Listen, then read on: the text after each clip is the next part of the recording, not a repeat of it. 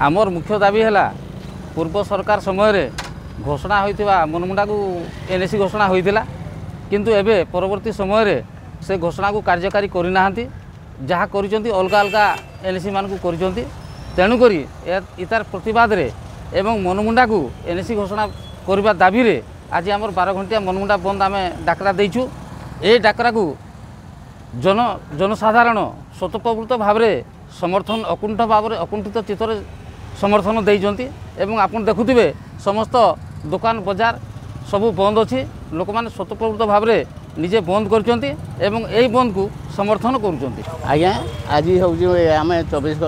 12 घंटिया बंद पालन करूँ कहीं पूर्वतन सरकार आमको एनएसी मान्यता देइथिले तार बाद आम सेटा सफल न हेबारु आम मनमुंडा ग्रामवासी समस्ते आम एनएसी एरिया समस्ते आज बंद डाका दिखाई जदि पूर्वतन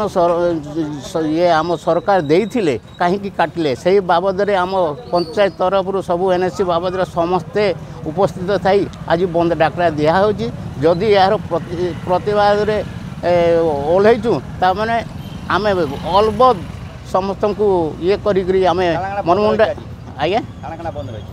स्कूल कॉलेज सबू दुकान बाजार गाड़ी मोटर समस्त बंद अच्छी